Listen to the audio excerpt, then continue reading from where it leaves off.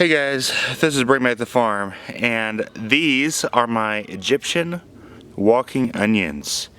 Right after the snow has melted here in Utah, and this is what it looks like. And I wanted to talk with you guys about it. You can see there's a lot of dead onion that's just kind of encapsulated the onions beneath it. But you can still see some green onions that are coming out, and you can see that it's actually okay, that's just fine. What this does is it acts as a protection to the onions that are underneath. That's why it's okay for us to see some of this dead growth over top of it. And the dead growth will eventually decompose and feed the onion again. And the onion will continue to grow and walk along the ground as it drops new seed.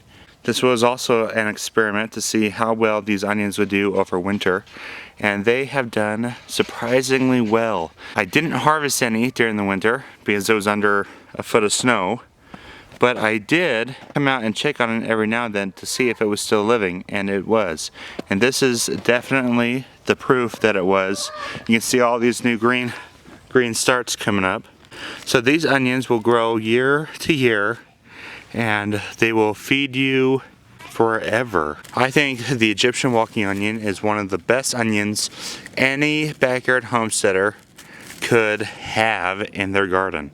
I think there's so many benefits to it. I do have some other onions in the garden. I have these yellow onions. Having yellow onions in the garden is one of the best things that we've done. It's a great companion plant to Egyptian walking onions. I mean, I grow them right next to each other, and they don't cross into each other's territory at all, really. And the yellow onion is great because it's a little bigger bulb, and you get a little bit more onion out of it. You can see I've clustered these onions all together, these yellow onions, and they have withstood the winter much better than the Egyptian walking onions. They don't have the mesh top over top of the onions of the dead growth from the previous year. The onions seem to be really strong and firm, whereas the Egyptian walking onions have this huge layer of dead growth that has just kind of overcome the whole onion patch altogether, and which is fine, but it's just different. So, but this is Bring Back the Farm. These are my onions. They have survived winter just fine, and I am super excited for them this year as they grow in the garden and continue to just expand. Anyways, this is Bring Back the Farm. Thanks for watching.